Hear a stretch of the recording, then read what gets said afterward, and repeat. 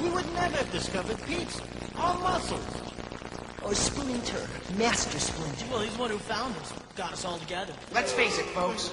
We're the Fab Four of the 90s. One green, and two green. Yep. Yeah, yeah. This is our story. Hey, dudes and dudettes, it's the Turtles.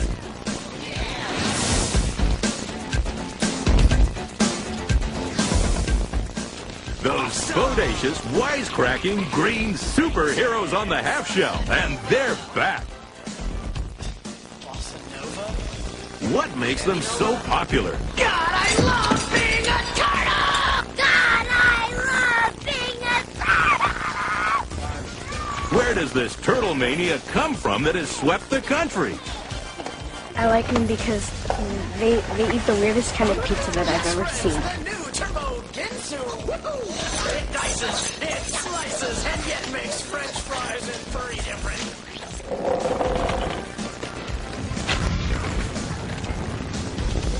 Just the word cowabunga, when you say that, people have said it makes you feel good. Cowabunga.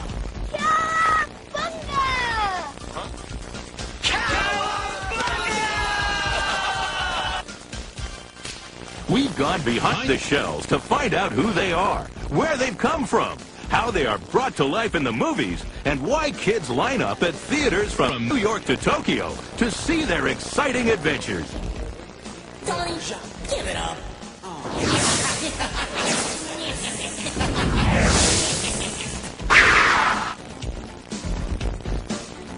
Teenage Mutant Ninja Turtles are one of the most amazing phenomena in history. There are toys, games, clothes, food.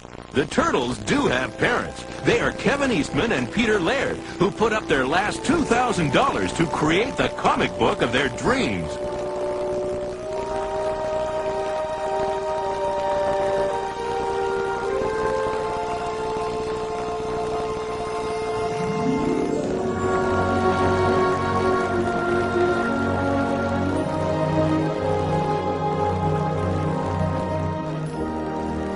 Peter and I came up with the Ninja Turtles, the Teenage Mutant Ninja Turtles, in a lot of ways out of a love of comics and out of some silliness. So late one night, after watching some bad TV, feeling really silly, I did this drawing of a turtle with a mask on and nunchucks strapped to his arms to make Peter laugh. So then I had to do my own version of it and change a few things, tweaked it a little bit, and threw it back at Kevin, kind of dueling sketches, and ended up, Kevin made a drawing of 4 turtles, each with a different martial arts weapon, and in pencil, which I inked and added to his Ninja Turtles, Teenage Mutant. So then we had Teenage Mutant Ninja Turtles. That was the beginning of it. I want to stress that we were laughing to kill ourselves at the time, and sort of chucked the drawing aside. And the next morning we got up and looked at the drawing again and said, geez, we should really come up with a story to tell how they got to be Teenage Mutant Ninja Turtles. And that's when we started on the first issue.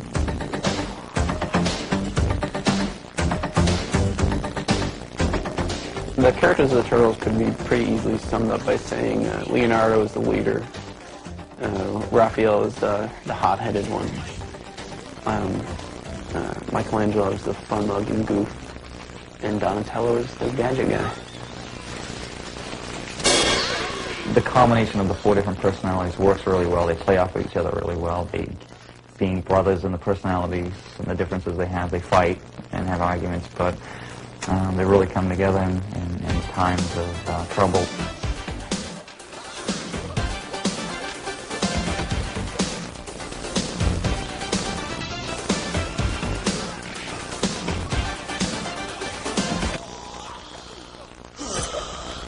No more?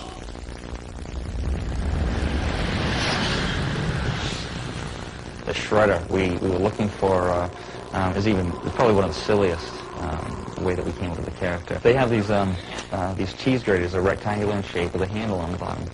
And I was drying this off, and this was around the time we were really excited in developing the story for the Turtles.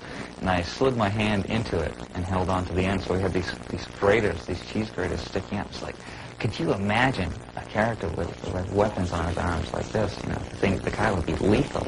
This, the Shredder. And we'd be like, Shredder, oh, what a name for a character. And so that's sort of where Shredder came from. I mean, he ended up not having cheese graters on his arm. that was his humble beginning. The Shredder? Maybe all that hardware's for making coleslaw. You unsteal. Well, Splinter is the father figure of the Turtles. He's their wise mentor. He's a Yoda type. Actually, his name is a parody of the name of a teacher of a Marvel Comics character called Daredevil, whose teacher was named Stick. So he said, well, why not Splinter? Have a chip off the old block, if you will. I suggest we all meditate now on the events of this evening. One of the major appealing things about the Turtles for kids is that they don't go out looking for trouble, and they want to be left alone to do their own thing. But when trouble comes, they can handle themselves. And I think that's really how most kids and most people, most adults want to be. You know, they don't want to have trouble. They don't want to, go out and be mean to people, but they want to be able to take care of themselves when somebody hassles them. And that's exactly what the Turtles can do. The Turtles only fight because they must, to save the city from the evil Shredder and his gang of thugs called the Foot, who are stealing everything that is not tied down. Along the way, we learn that they were mutated in some strange ooze, and that it's very hard to be both a ninja and a teenager. Anger clouds the mind. Turned inward, it is an unconquerable enemy. The first movie ends with the Turtles saving the city, This one suffered from shell shock. and the Shredder falling to his death, or so we think. We try to continue off from where the first movie ended. The real unanswered question was the ooze. Where did it come from? What was it? And what would be in that to cause the Turtles to mutate?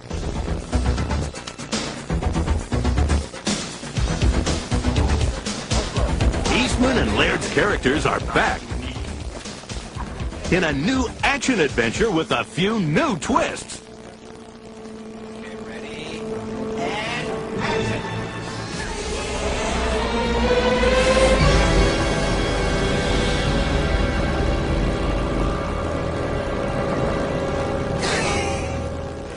A, 6, 7, C.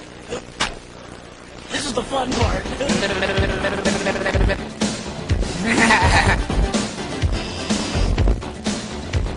Awesome!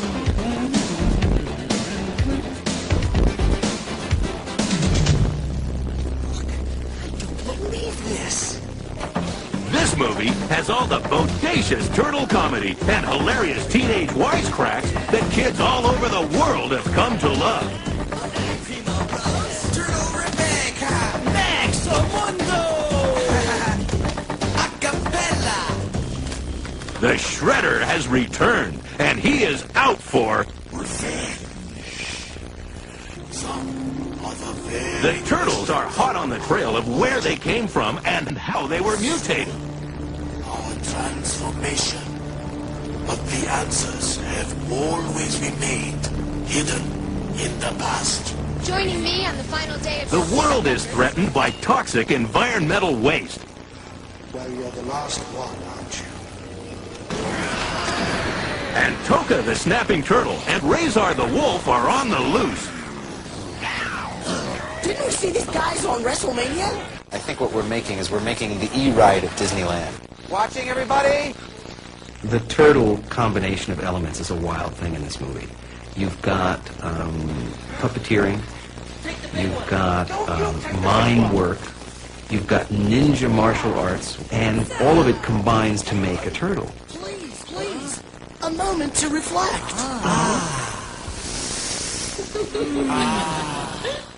I think Michelangelo is a very warm character in this film, and I think that he really always finds the humorous side to every situation. Hey guys, check this.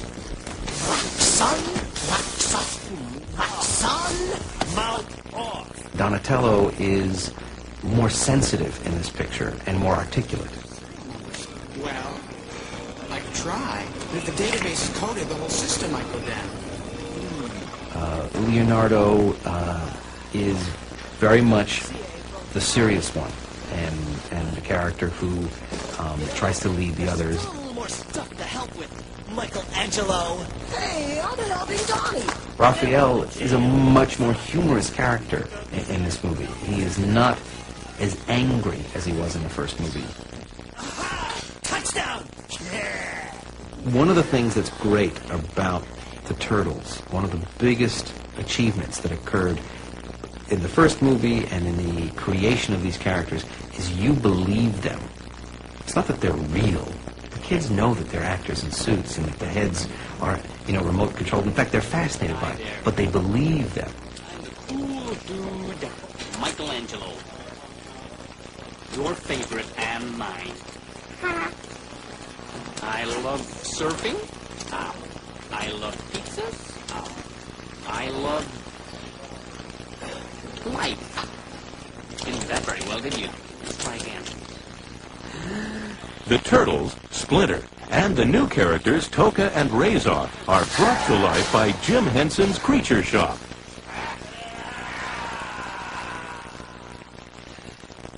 And go! The technique that makes you believe that these creatures are almost real is called animatronics. It's a space-age form of puppetry where the puppeteer uses a computer and radio controls to animate his creature. First, we should observe the ancient ritual of the, traditional... Pre-fight donut! Yeah! Technically how it works, you have the puppeteer who has his controls. He's standing off camera. Then you have the actor who's inside the suit with the mechanical head on, and the puppeteer's actions are transmitted via one of our special computers to the turtle head. You've got the motor sounds that's constantly going on. You can't see. That's where we see her, right there. Oh, I shouldn't. And you've got the sound from your puppeteer, because you can talk to him. And you've got, in the other ear, you've got the sound from the common feed, which is everybody talking together. And then you have whatever's going on in the outside world, which also filters through as well. So it's basically like being in Grand Central at rush hour with a tin can over your head. It's a lot of fun.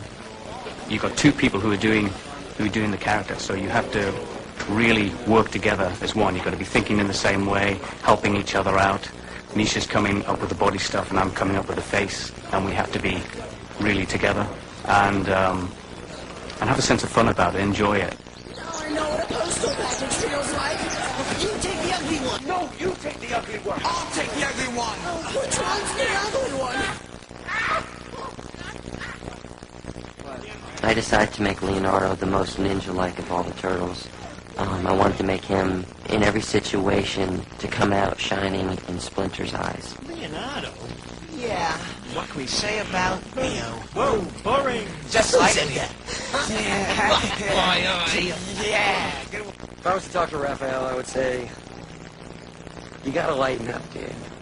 You gotta just chill out, go with the flow a little bit more, believe in yourself. Basically, Raph's got one bad attitude. He's got a bad attitude. Yeah, he does. Face it, you got a bad temper. You do. We love you, you knucklehead. No matter who we're fighting, or whatever situation we're in, Michelangelo likes to have fun. He's the cut-up. So even though things may look kind of bad for us, he'll find a way to make a joke about it. Mikey's a sweetheart of a guy. We all love Mikey. Yeah. Oh, Mikey, don't change. I don't mind him, except the pizza he orders sometimes. Yeah, that's right. Yeah, that stinks too. He's got eclectic choices. Peanut butter and jam. Donatello's he's goofy. He's always searching for answers. I mean, he's always fiddling with gadgets and things, so he's always intrigued, very curious kind of character. Oh, so you want to talk about Donatello? Well, he's kind of cool, but he's nerdy. Yeah.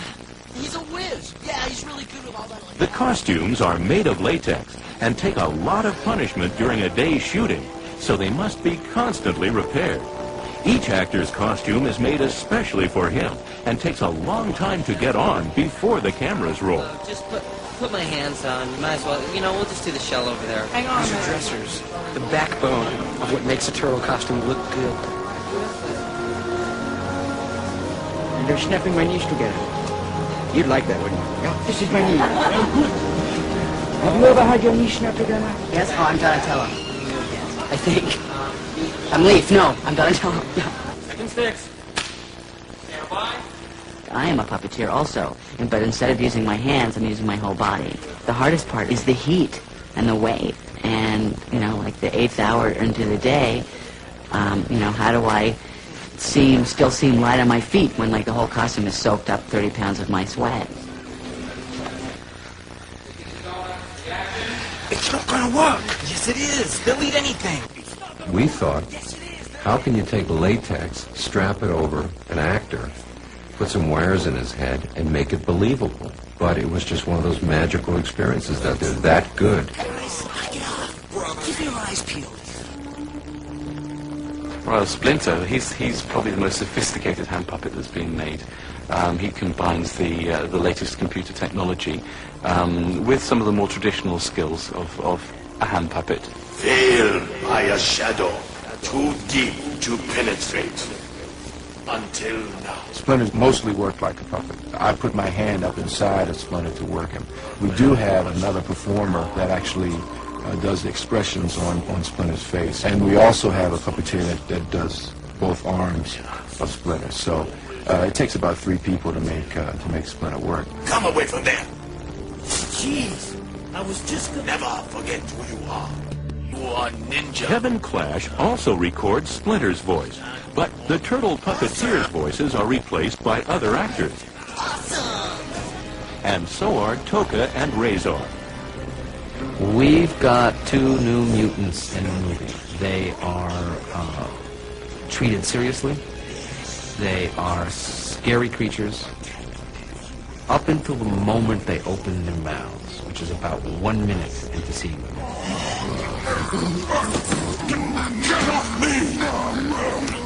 From that moment on, we play this incredible dance between comedic and serious.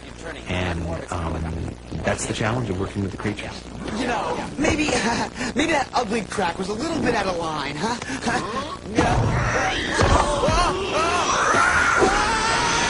Another important part of the turtle character is their ability to fight.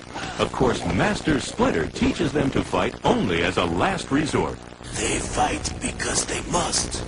But it is the last choice for the true ninja. All the martial arts sequences needed to have a lot of the turtle action that kids love.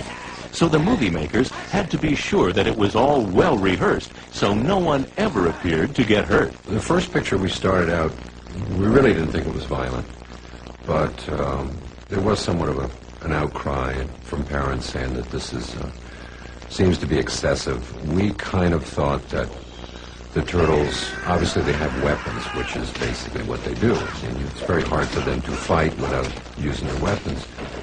And I think we were conscious of that in the second picture. I think in this movie we've taken away their weapons and given them other things to play with, such as the yo-yo, things that they can directly pick up or find that would be not construed as weapons, but the way they use them is very funny.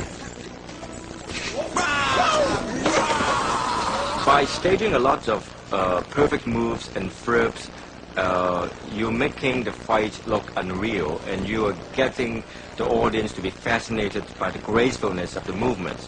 So they are more interested in expecting what new movement is going to come up instead of what damage the movement is going to do. The producers went to master fight choreographer Pat Johnson of the Karate Kid fame to bring out the individual styles of the 4 turtles and assure that precision martial arts sequences would not be violent. All of their ninja skills are relatively the same.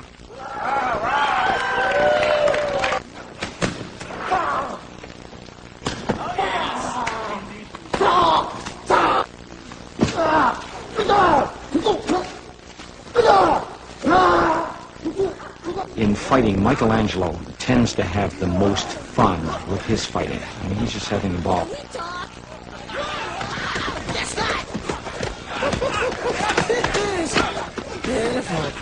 Donatello, who also has fun, but he does more things by mistake, where he hits people, by accident. He hits someone behind him when he really means to hit someone in front of him. Leonardo feels so superior to his adversaries that he's really taunting them and having fun that way. Raphael is really harassing them. His comedy is more of harassment to really drive them nuts.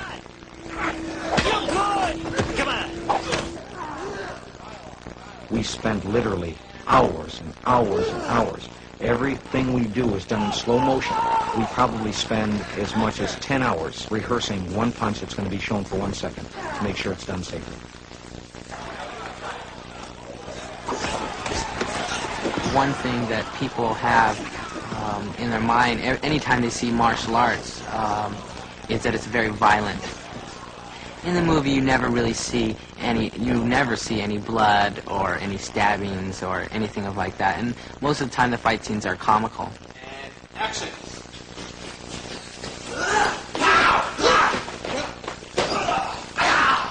Stay down. Did I mention I study martial arts? One of the approaches I like to take with action sequences, and especially fight sequences in this movie, is to first start with a concept and an idea. Like the fight in the TGRI lab was basically a football match pursuit for the football, which is the canister of the Ooze. Giving that idea to a choreographer like Pat Johnson gives him room and gives him lots of ideas to put it into very, very specific terms. Good. I don't get it. And action.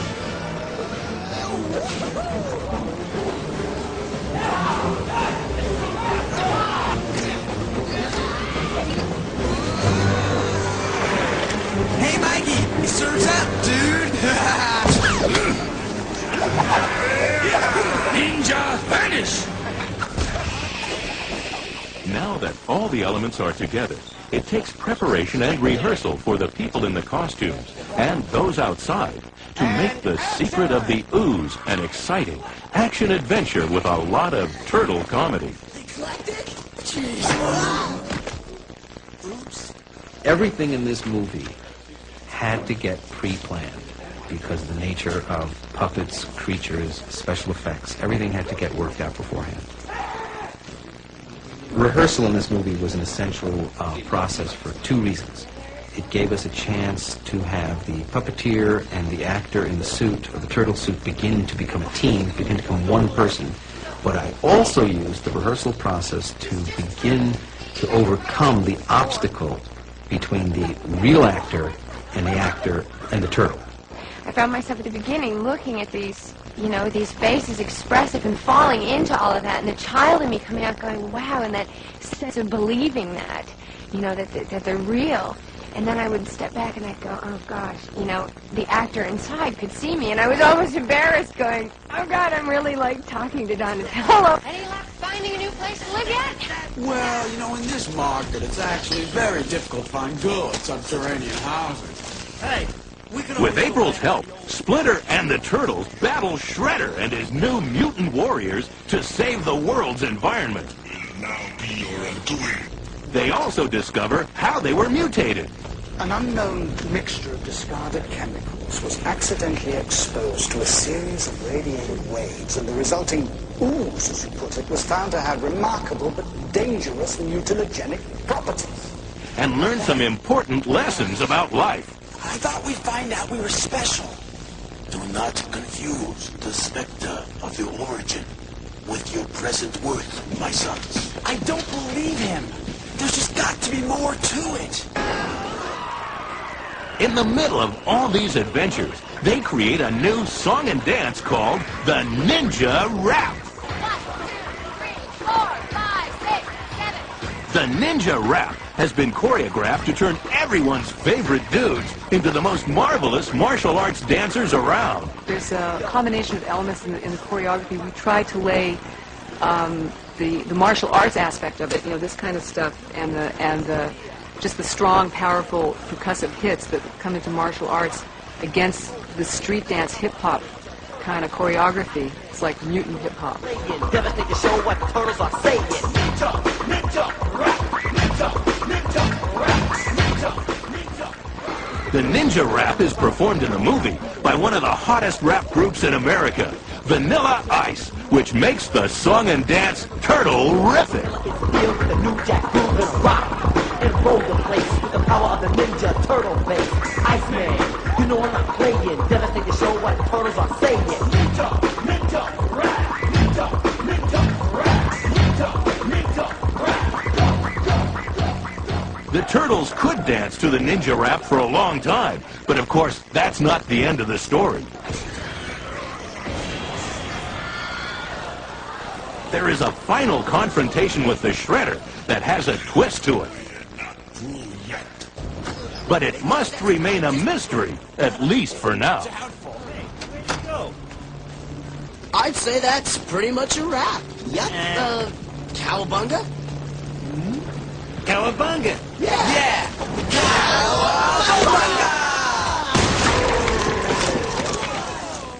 Teenage Mutant Ninja Turtles 2 is an exciting action comedy for kids of all ages. The Turtles started with pen and ink and are now larger-than-life idols who have taught kids a few things. To obey their parents, most of the time. To protect the environment. To only fight in self-defense. And to be teenagers and share their adventures with the world. I'm Leonardo. Ninja is a master of himself and his environment. I'm Michelangelo. Well, the lives of two people don't amount to a hill of beans in this crazy world, Ilsa. That's why you're getting on that plane. Maybe not today, maybe not tomorrow. Donatello. Frere Jacques. Frere Jacques. I'm Raphael. Any of you guys ever heard the expression fair fight? I've said it before, and I'll say it again. Man, I love being a turtle.